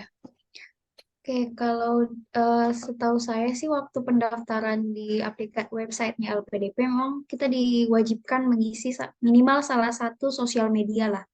Kalau bukan Instagram, Twitter kayaknya. Pokoknya di antara dua itu, pokoknya kita harus masuk. Oh, sama Facebook. Jadi at least ada tuh yang terisi. Kalau untuk di tracking sama pihak LPDP, kemungkinan pas seleksi administrasi mereka bakal random ya ngecek. Tapi saya nggak tahu pastinya ya karena saya bukan panitia seleksi. Tapi memang di websitenya itu kita diminta untuk masukin sosmed. Kemudian untuk yang tadi pertanyaan terkait dengan beasiswa postdoc, eh, saya pernah dengar ada beasiswa namanya Marie Curie. Nah, mungkin bisa saya copy di sini ya.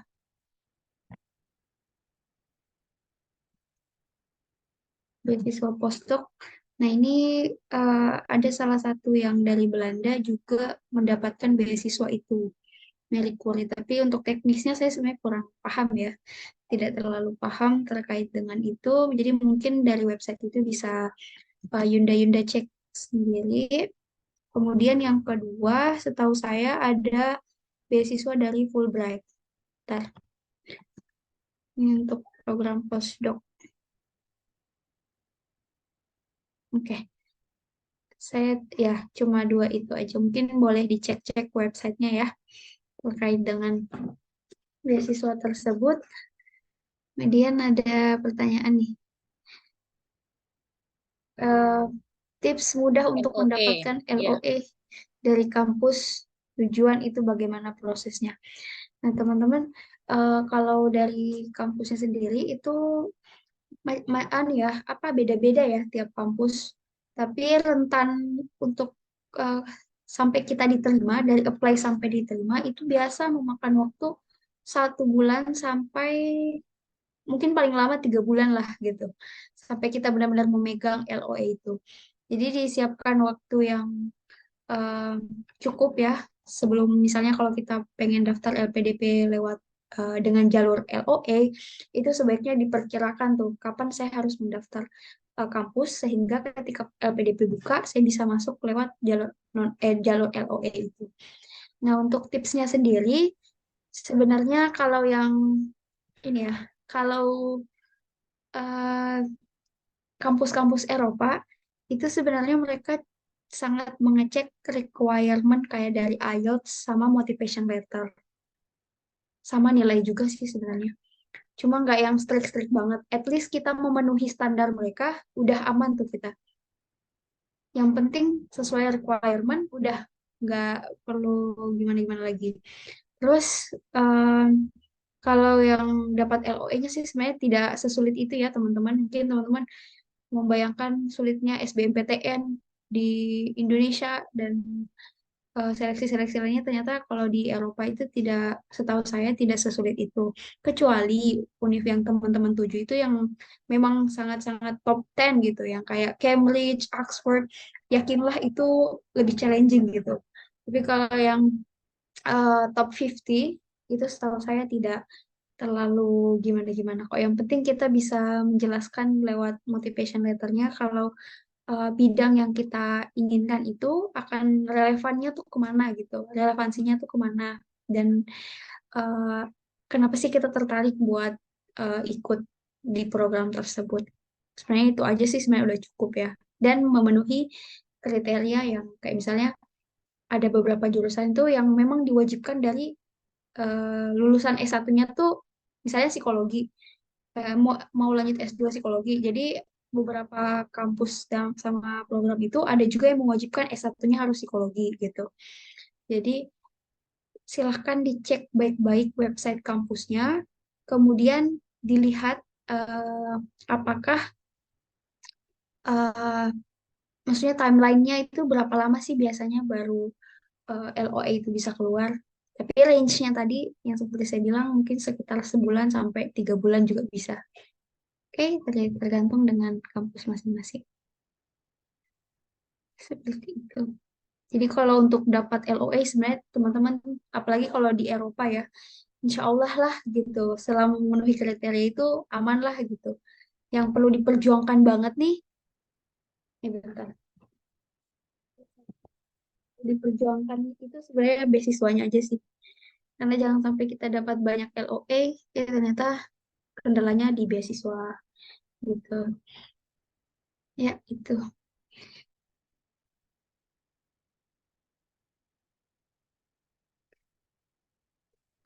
Kemudian info untuk pelatihan IELTS online.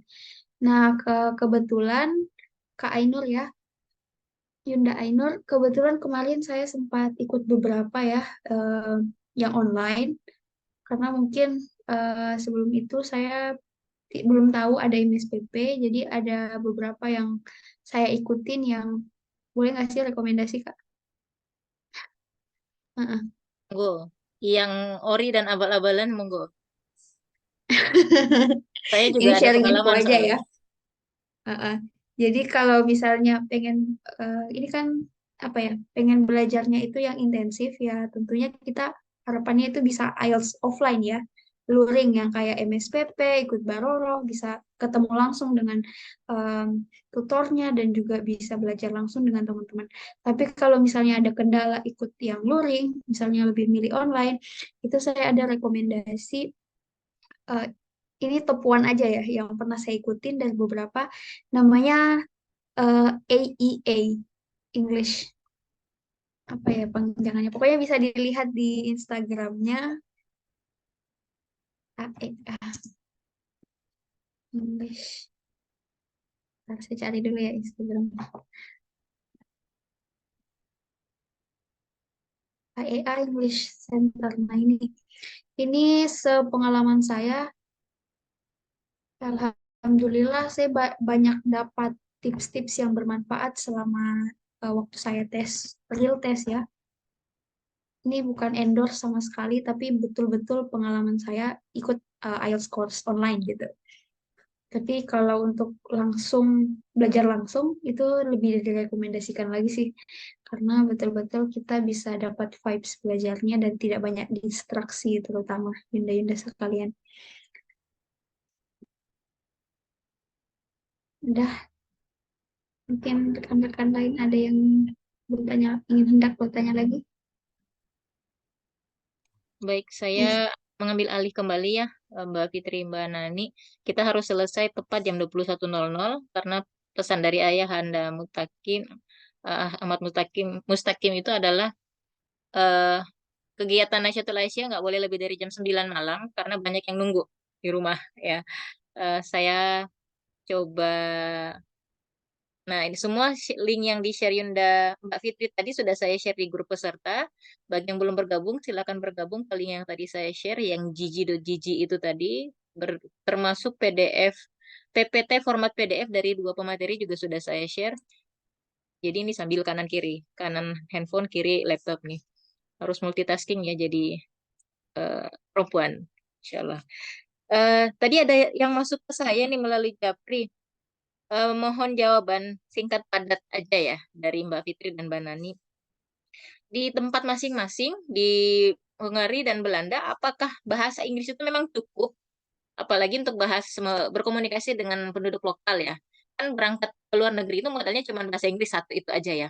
Tapi di negara tujuan apakah itu terpakai, beneran terpakai, apa hanya ya kuliah aja, tapi setelah itu di luar kuliah ketemu masyarakat, mau belanja, mau naik kendaraan, itu harus memahami bahasa lokal. Dan kalau memang seperti itu, belajarnya dari mana? Apakah ada kuliah khusus atau ada apa ya, semacam matrikulasi bahasa? Yang pertama, yang kedua, mana nih tadi ya? Homesick. Ah, ini paling sering. Homesick. Saat homesick apa yang dilakukan? Nah, Mbak Fitri mungkin baru sebulan ya, jadi belum begitu terasa. Mbak Nanin yang 2 tahun. Kalau homesick apa yang dilakukan dan biasanya apa sih yang paling ngangenin dari Indonesia yang nggak ada di Hungari? Atau mungkin apa yang perlu dipersiapkan eh, yang ternyata ketika nyampe di negara tujuan itu, oh ini nggak ada, kenapa ya kemarin saya nggak bawa? Nah nanti teman-teman yang memang akan mendaftar beasiswa utamanya tujuan Eropa, ini loh bawa ini, jangan jangan sampai ini ketinggalan ya. Misalnya yang suka makan sambal, jangan lupa bawa ulekan ya, di sana tuh nggak ada jual ulekan, misalnya tanda kutip ya. Atau bawa setrika misalnya karena laundry mahal, atau mungkin ada yang lain. Oke. Eh, dan satu lagi tentang membagi waktu dengan PCIM dan kuliah. Bagaimana tuh cara membagi waktunya? Ya, itu saja yang masuk ke saya. Silakan Mbak Nani, Mbak Fitri. Mbak Fitri dulu aja kali ya. Oke, singkat, padat dan jelas ya Kak. Semoga jelas ya. Baik, untuk terkait bahasa sendiri, sebenarnya di kuliah itu full bahasa Inggris ya. Jadi tergantung program yang kita ambil. Jadi karena saya programnya cuma setahun, jadi otomatis saya ngambilnya yang bahasa Inggris. Tapi ada juga setahu saya beberapa negara itu yang memang mewajibkan, kayak di Jerman itu wajib pakai bahasa Jerman. Tapi kendalanya di sini kalau misalnya kita nggak tahu bahasa Belanda, misalnya kayak di public transportation itu pakai bahasa Inggris, bahasa Belanda. Kita mau pergi belanja, produk-produknya itu pakai bahasa Belanda ataupun pakai bahasa Perancis. Jadi kita kayak perlu Google Translate gitu kemana-mana kalau mau beli-beli makanan atau beli-beli produk gitu. Jadi ada sangat sangat menguntungkan lah kalau misalnya kita bisa bahasa Belanda atau bahasa, bahasa orang lokal di sini. Tapi kalau khusus untuk ngobrol sendiri, itu rata-rata yang pernah saya alami, semua orang Belanda yang saya ajak ngomong itu mereka bisa bahasa Inggris. Jadi aman lah kalau secara conversation. Cuma ya itu kendalanya di produk-produk atau lagi di public transportation. Gitu. Kemudian yang kedua terkait dengan homesick ya. Eh, Alhamdulillah sejauh ini sih belum ya. Seperti Kak Isna bilang saya masih sebulan dan juga di sini sangat banyak produk-produk Indonesia. Apa sate ada, makanan Indonesia banyak, bumbu-bumbu Indonesia pun sangat banyak ya. Ada toko Indomie, khusus Mbak memang Fitri. Indomie ada ada nggak? Indomie, ada Berapa tuh harganya? ciki-ciki banyak, masih $1 kayaknya, tapi banyak gitu, €1 gitu, tapi banyak isinya. Kemudian bumbu-bumbu Indonesia nggak perlu banyak banyak bawa dari Indo, tapi di sini sudah lengkap lah gitu. Bumbu pecel apa segala macam aman lah gitu. Terus eh, kemudian juga di sini PCIM. banyak orang Indonesia ya, Hmm. banyak orang Indonesia. Jadi kayak kita kalau apalagi kalau misalnya kita dari orang Muhammadiyah atau Asia, alhamdulillah tiap negara itu ada PCIM-nya. Jadi kita nggak yang los-los banget, tinggal kita kontak. Misalnya di Belanda ada siapa gitu, kita bisa minta tolong eh, apa ya biar kumpul-kumpul gitu loh gitu. Terus pokoknya di sini banyak banget orang Indonesia, jadi aman aja. Terus untuk membagi waktu dengan PCIM, sebenarnya saya belum ada kegiatan banyak ya di PCIM, baru kontak-kontak secara online dengan pengurus, sehingga ya saya belum bisa banyak ngomong terkait dengan membagi waktu, tapi semoga nanti ke depannya bisa lancar lah gitu. Ya, sudah Kak Isna. Oke, Mbak Nani silakan. Baik, ini singkat, semoga bisa jadi singkat. Ini waktunya tinggal 1 menit, jadi mohon maaf Pak Mutakin kalau ada molor sedikit aja. Jadi tentang apa tadi bahasa bisa dikatakan untuk di dunia perkuliahan di kampus biasanya kami memang menggunakan bahasa Inggris. Kemudian untuk keseharian memang rata-rata di sini khususnya untuk generasi yang lebih tua mereka menggunakan bahasa lokal, bahasa Hungaria atau namanya bahasa Mojor. Dan kebanyakan juga beberapa mereka lebih bisa bahasa Jerman daripada bahasa Inggris. Jadi untuk keseharian memang agak terbatas sih untuk kami berkomunikasi dengan khususnya misalnya tetangga di apartemen sini. Untungnya kami terbantu dengan anak kami yang saat ini kelas 2 SD yang sekolahnya memang bilingual bahasa Inggris dan bahasa Hungari, tapi memang sekitar 80%-nya menggunakan bahasa Hungari. Jadi alhamdulillah dia bisa menjadi translator buat kami gitu. Gitu. Juga terkait produk tadi memang produk-produk di Eropa tidak semuanya menggunakan bahasa Inggris, bahkan mereka lebih memilih beberapa bahasa dari Uni Eropa itu daripada bahasa Inggris. Jadi memang Google Translate itu memang sangat diperlukan ketika kita berbelanja khususnya. Terus yang pasti sih yang harus diingat banget itu karena kita menghindari produk non halal, jadi kita perlu banget tahu untuk olahan-olahan daging yang ada di dalam produk itu gitu, dalam bahasa lokalnya. Kemudian untuk di kampus sendiri khusus S3 itu ada beberapa yang memang ada kami mata kuliah bahasa lokal, bahasa Hungari, tapi itu tidak wajib. Sedangkan untuk S1 atau S2 itu sepengetahuan saya memang mereka wajib mengambil mata kuliah itu di semester pertama atau di tahun pertama. Kemudian apalagi Mbak saya lupa. PCIM, Mbak, membagi waktu. Oh ya, PCIM. Terkait PCM sendiri, alhamdulillah PCM Hongaria di sini kami terbilang masih aktif. Jadi kami memang ada program mingguan, bulanan, dan tahunan. Mingguan itu seperti kayak pengajian anak, kemudian bulanan seperti kajian bulanan, dan tahunan itu seperti acara semacam ketika Ramadan dan Lebaran gitu. Dan untuk itu kami memang ada untuk rapat atau pembahasan tentang program di PCM itu memang kami jadwalkan paling tidak 1 bulan itu adalah gitu. Yang pasti kami sama-sama sepakat bahwa kita di sini sebagai mahasiswa dan kita akan kembali gitu ke kehidupan kita masing-masing lagi. Jadi jangan sampai kegiatan PCM ini mengganggu kegiatan utama kita di sini gitu. Gitu sih, kami sepakatnya seperti itu. Yang penting kami tetap ada dan berkontribusi sebagai Islam Muhammadiyah gitu ya. Maksudnya sebagai Muhammadiyah di Eropa sini gitu. Terus apalagi Mbak? Sudah cukup selesai, Mbak. Oke, sudah cukup. 2 menit kita. Singkat PCIM, kalau ada yang belum pernah dengar, PCIM adalah Pimpinan Cabang Istimewa Muhammadiyah, yaitu pelebaran organisasi Muhammadiyah di taraf internasional. Jadi kalau di Indonesia, pimpinan pusat, di bawahnya itu ada provinsi disebut pimpinan wilayah, lalu ada pimpinan daerah, selevel kabupaten, di bawahnya ada pimpinan cabang, kemudian ada pimpinan ranting. Nah, sementara jika ada organisasi Muhammadiyah di luar negeri itu disebut pimpinan cabang internasional, pimpinan cabang istimewa ya PCIM. Jadi kalau para pelajar dari Indonesia itu mereka komunitasnya namanya PPI ya, Persatuan Pelajar Indonesia. Sementara kita di Muhammadiyah yang pertama kita tuju itu sebenarnya bukan PPI-nya, tapi PCIM-nya. Karena seringkali PCIM ini justru sangat membantu. Saya ingat pesan sharing story-nya Pak, kenapa saya lupa namanya, yang di Adelaide kemarin kuliah, kok saya lupa namanya ya. Siapa tuh Mbak Fit? Pak siapa saya lupa. Eh, saya juga lupa. Nah itulah. Pak Dipa. Bukan Pak Dipa. Dipa. Pak Iya. Dipa Victoria. Oh. Pak Dipa itu Monash. Pak huruf A pertama. Astagfirullahaladzim. Kenapa saya lupa ya.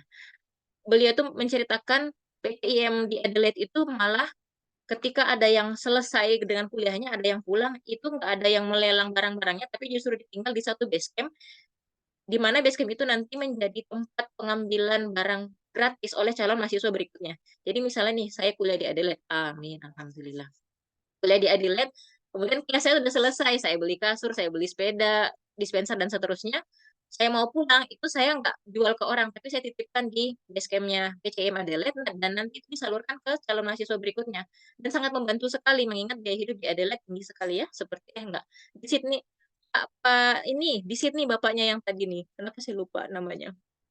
Di Sydney beliau, bukan di Adelaide. Kalau Adelaide biaya hidupnya tergolong murah. Nah, Sydney dan Victoria tuh kurang lebih sama, biaya hidupnya cukup tinggi. Nah, itu saja yang ingin saya sampaikan tentang PCIM. Lalu tadi ada Japri lagi tentang sertifikat bahasa Inggris. Apakah semuanya memang membutuhkan sertifikat bahasa Inggris? Bagaimana jika negara tujuan Timur Tengah? Saya kebetulan ada berproses di King's University, Yunda. Saya juga menggunakan dokumen bahasa Inggris, dan itu adalah opsional. Dokumennya bisa diterjemahkan dalam bahasa Inggris, bisa dalam bahasa Arab. Kalau punya bahasa Arab lebih baik, tapi kalau punya bahasa Inggris juga boleh. Dan saya berproses di situ. Alhamdulillah sekarang menunggu pengumuman final. Mohon doanya. Dengan dokumen bahasa Inggris pun kita bisa mendaftar ke Timur Tengah. Oke. Lalu ada kuota khusus untuk kader NA untuk mendaftar MMSPP tahun ini, sudah saya share di kolom chat, dan saya share pula di grup peserta. Yang bagi yang belum join di grup peserta, silakan ya. Ini ada link khusus untuk kader NA, nanti mendapatkan rekomendasi langsung dari pimpinan pusat Nahdlatul Aisyah. Ini jalur tol sih menurut saya. Dulu kami nggak dapat seperti ini. Jalurnya rekomendasi ikut MSPP itu saya dapat dari rektor dan dari PWM. Nggak dapat nih seperti ini, nggak sespesial ini. Ini luar biasa sekali. Silakan dimanfaatkan Yunda-Yunda sekalian. Bagi yang belum bergabung di Nahdlatul Aisyah, silakan bergabung. Kami dengan senang hati menerima jika ada Yunda ingin turut aktif mengikuti kegiatan Nahdlatul Aisyah. Terima kasih saya sampaikan kepada seluruh peserta yang telah bergabung dalam kegiatan hari ini, kepada kedua narasumber, kepada seluruh Yunda-Yunda dari pimpinan wilayah Nahdlatul Aisyah Kalimantan Tengah, kemudian dari PDNA Kota Waringin Timur, lalu juga ada dari PDNA Gorontalo nih. Masya Allah, anak Umul Fit ada. PDNA Gorontalo, Masya Allah, luar biasa. Lalu ada rekan dosen pula yang hadir dari Universitas Muhammadiyah Palangkaraya, dan yang tidak kalah penting ada Mr. Fitri Kurniawan, masih on cam. Videonya on cam, tapi orangnya the most favorite lecturer of us. Terima kasih banyak Mr. Fitri sudah menyempatkan untuk berhadir.